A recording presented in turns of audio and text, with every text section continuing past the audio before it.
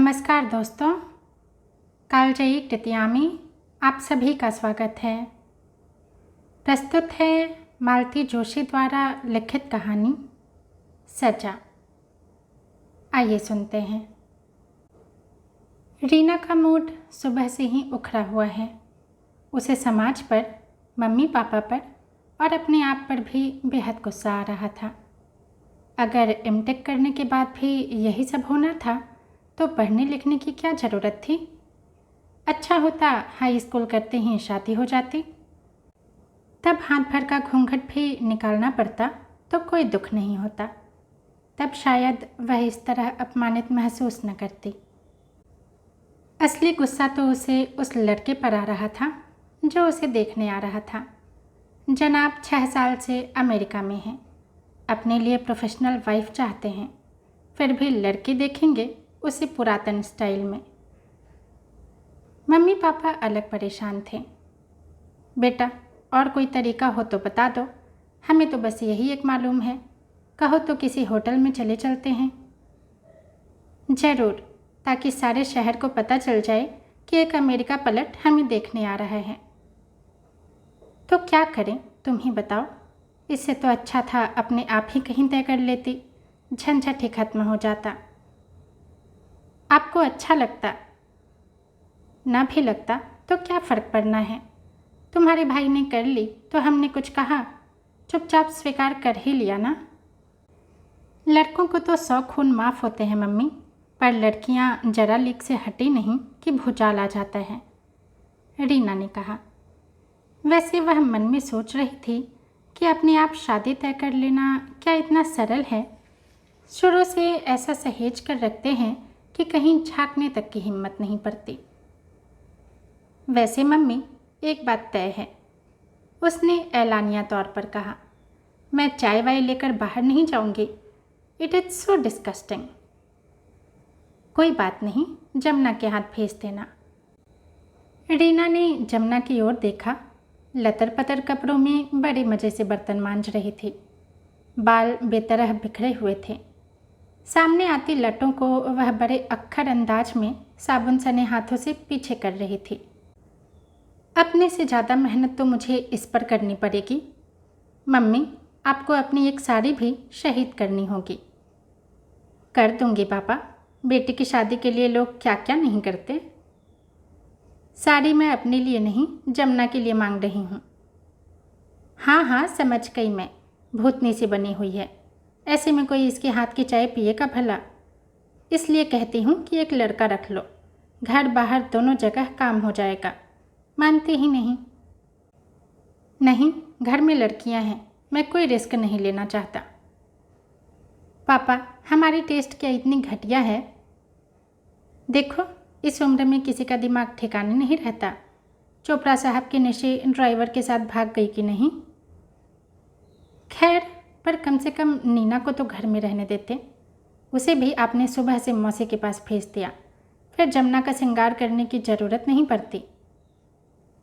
उसे जानबूझकर भेज दिया है। इन लड़के वालों का कोई भरोसा नहीं रहता। ओझा साहब की नीलम को देख रही हो ना। बेचारी नीलम MA PhD है, कॉलेज में लेक्चरर है, बस रंग थोड़ा दबा हुआ है। उसके मुकाबले में पूनम और रूपम नाम के अनुरूप उजली हैं। जो भी नीलम दीदी को देखने आता, छोटी को ही मांग बैठता। देखते देखते दोनों की शादियां हो गई। नीलम दीदी अभी भी इंतजार में है। रंग में नीना भी तो रीना से 20 है। सिर्फ BA है तो क्या हुआ, लड़के वाले तो सिर्फ रंग देखते हैं। अपने गेहुए रंग का एहसास होते ही मन थोड़ा बुझ सा गया। शाम के कार्यक्रम के लिए मन में वैसे ही उत्साह कम था, अब तो बिल्कुल ही जाता रहा। जमुना को जता दिया था कि दोपहर को कंघी चोटी करके आए। देवी जी जब पधारी, बालों से तेल जैसे चू रहा था। आँखों में ढेर सारा काजल, बालों में रंग बिरंगे क्लिप्स और हाथों में ढेर सारी चूड़ियाँ। इसे देखो तो जरा, जैसे इसे ही कोई देखने आ रहा है, मम्मी ने उसे साड़ी पकड़ाते हुए कहा। एक चटख पीली कांजीवरम वे रीना के लिए भी निकाल लाई थी। मम्मी, साड़ी पहनना क्या ज़रूरी है? मेरे ख्याल से वे लोग इतने दकियानूसी तो नहीं होंगे कि सूद देखकर नाक भौं से कोड़ने लगे? सवाल उनका नहीं, अपने घर का है, इस घर के कल्चर का है। अपने घर जाकर तुम चाहे जीन्स पहनना चाहे फ्रॉक, पर यहाँ तो तुम साड़ी में ही उन लोगों के सामने जाओगी। ठीक है, रीना ने हथियार डालते हुए कहा, पर मैं इतनी भारी साड़ी नहीं पहनूंगी, प्लीज। अच्छी बात है, अलमारी से अपनी पसंद की निकाल लो और ज़रा जल्दी करो, 5 बजने ही वाले हैं। वह अभी मम्मी की अलमारी खंगाल ही रही थी कि फाटक खटका। उसने झांक कर देखा, मम्मी गेट खोल रही थी। उसने सोचा अमेरिका पलट को एक नज़र देखो तो सही।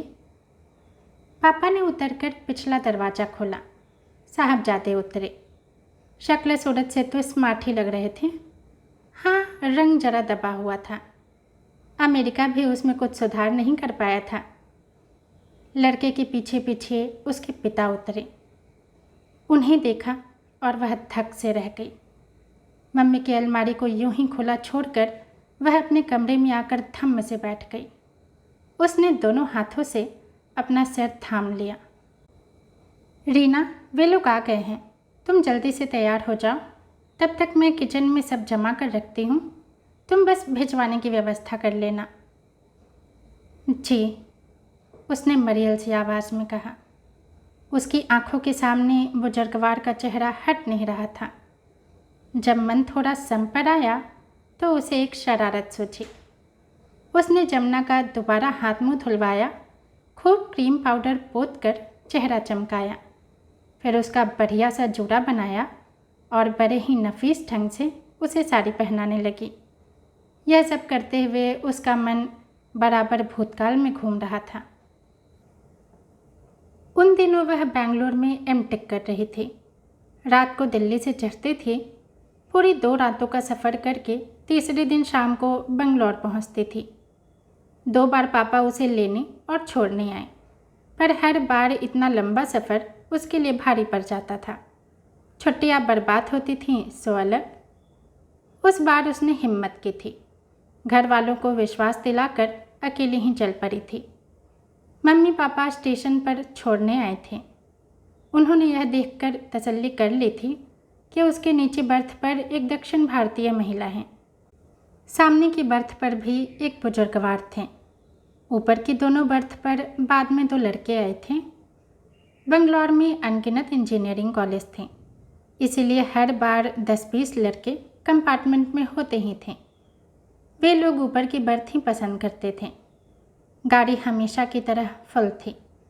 घर से जब भी आती थी, नींद मुश्किल से ही आ पाती है।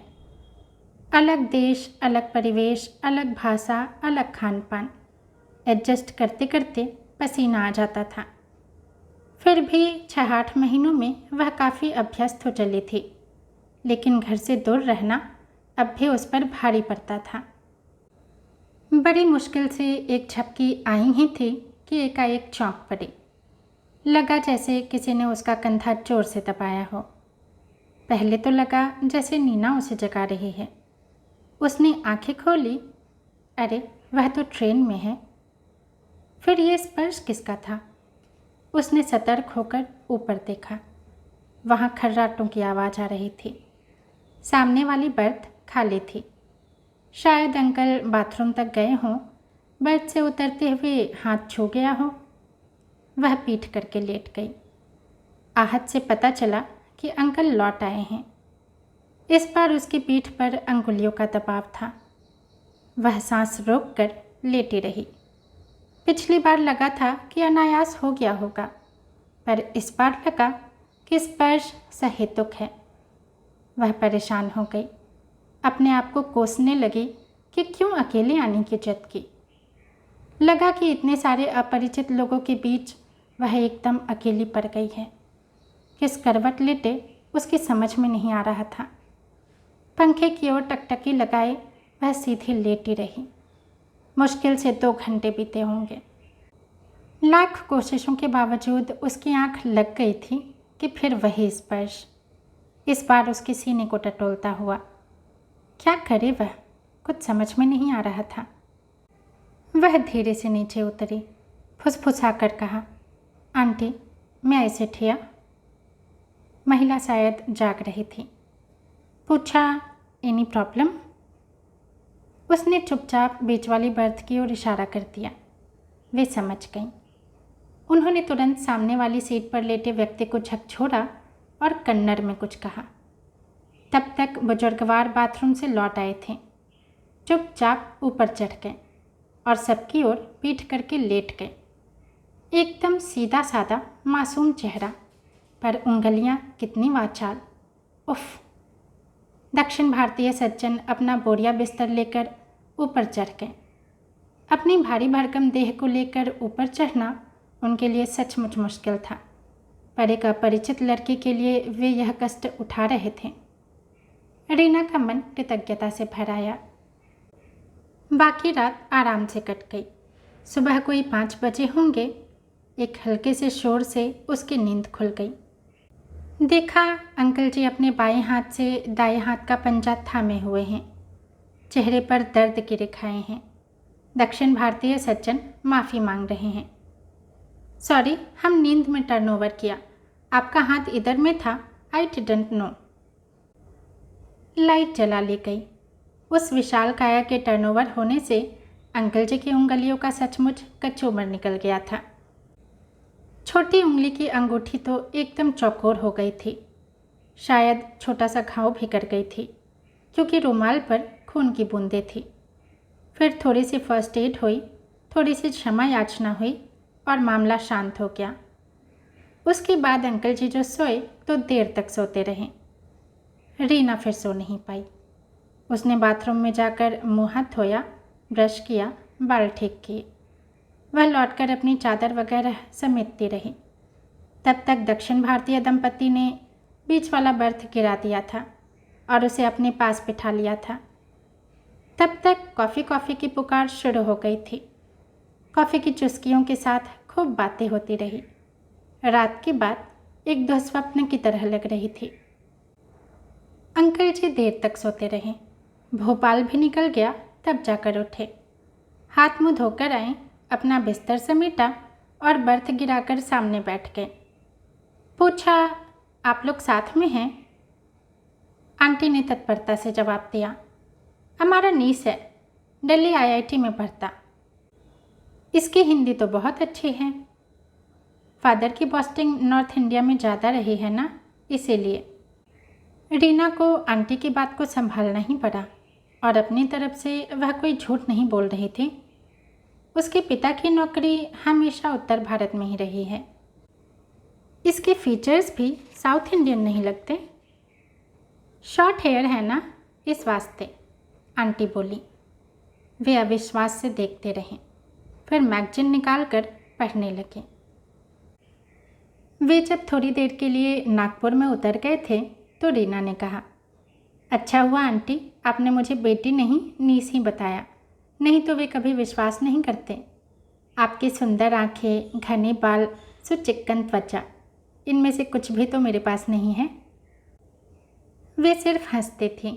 झूठ मूठ ही सही, उन्होंने जो रिश्ता बनाया था उसे पूरे रास्ते निभाया। खाना, नाश्ता, चाय, कॉफ़ी सभी में उसे अपने साथ रखा। रीना को बड़ा संकोच हो रहा था। एक दो बार मम्मी का प्यार से बनाया हुआ टिफ़िन खोलने का मन भी हुआ, पर डर गई कि अचार की खुशबू फैलते ही उसके झूठ का पर्दाफाश हो जाएगा। रात को वह जिद करके अपने ही बर्थ पर चली गई। अपने उपकारकर्ताओं को वह और परेशान नहीं करना चाहती थी। अब वैसा कोई खतरा भी नहीं था। उसे विश्वास था कि आज की रात खैरियत से गुजरेगी। उसके बाद उस रूट पर 3-4 बार आना जाना हुआ, पर ऐसा हादसा फिर कभी नहीं हुआ। बोगी में अक्सर 10-20 लड़के रहते। रात भर गाना गाते, ताश खेलते और दंग मचाते, पर वह स्वस्थ शरारत होती थी। ऐसी घटिया हरकत किसी ने नहीं की। एमटेक की बात सुनकर तो अधिकतर लड़के आदर देने लगते थे। उस दिन आंटी ने एक बहुमूल्य सलाह दी थी। ऐसा प्रॉब्लम को चुपचाप पेशेंसली डील करना, हल्ला नहीं मचाने का। पब्लिक देखेगा, तुमको एम्बेरसिंग होगा। तुमको रोज़ इस रूट पर जाना है, हिम्मत से काम लेना। भाग्य से उस तरह की प्रॉब्लम कभी पेश ही नहीं आई। और अब वे सज्जन उसके ससुर बनने की आकांक्षा में बाहर के कमरे में बैठे हैं। उनकी रोज चरण वंदना करनी पड़ेगी। उसे तो कल्पना से ही झुरझुरी होने लगी। मम्मी इस बीच 2 बार झांक गई थी। तुम अब तक तैयार नहीं हुई? बस जरा चाय बना लूं। इस बीच उसने जमुना का खूब श्रृंगार कर दिया था। फिर चाय की ट्रे थमाते हुए कहा, चाय मेज पर रखकर दोनों के अच्छे से पैर पड़ना, नाम पूछें तो बताना। माथे तक आंचल खींचकर जमुना ड्राइंग रूम में गई। चाय की ट्रे मेज पर रखकर उसने दोनों अतिथियों के पैर छू लिए। वे एकदम चौंक पड़े। ये कौन है? हम जमुना हैं।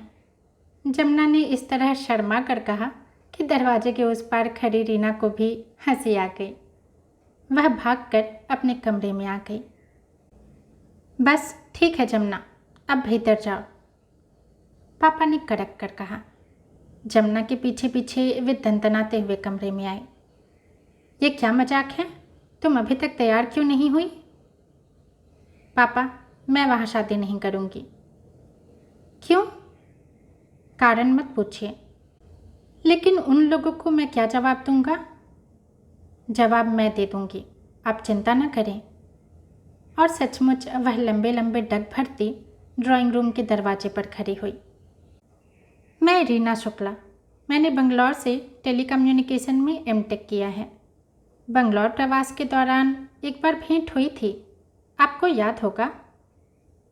दोनों मुंह बाए उसे देख रहे थे। बुजुर्गवार एकदम उठ खड़े हुए। योगेश चलो, उन्होंने बेटे को आदेश दिया। बेटा जब तक समझता वे सीढ़ियाँ उतरकर गेट के पार पहुंच चुके थे। बेटा उठकर खड़ा हुआ तब तक उन्होंने एक ऑटो भी रोक लिया था। रीना तुरंत उसका रास्ता रोक कर खड़ी हो गई। योगेश जी, मुझे मालूम है घर पर सुलक्षणी कन्याओं की एक लंबी लिस्ट आपका इंतजार कर रही है। मुझे यह भी मालूम है कि आप स्वदेश से विवाह संपन्न करके ही रवाना होंगे। मेरी शुभकामना है कि आपको बहुत सुंदर सुशील पत्नी मिले। बस एक ही गुजारिश है, अपनी बहुरिया को अपने पिताश्री से बचा कर ही रखना। लड़के ने एक बार रीना को जलती आंखों से घूरा और बाहर निकल गया। मम्मी पापा इतनी देर तक इस नाटक के मूक दर्शक बने हुए थे। एकदम बोल उठे, आखिर बात क्या है? कुछ बताएगी भी? बताने लायक नहीं है पापा। फिर भी पता तो चले कि उसने क्या किया है। बच्चों को ऐसा सबक सिखाऊंगा कि जिंदगी भर याद रहेगा। पापा, वह शख्स जिंदगी भर के लिए अपने बेटे की नज़रों से गिर गया है। इससे बुरी सज़ा, इससे बड़ा दंड आप किसी को क्या दे सकते हैं? दोस्तों, कहानी यहीं समाप्त होती है। यदि पसंद आई हो तो लाइक करें, कमेंट करें और चैनल को सब्सक्राइब भी ज़रूर करें। धन्यवाद।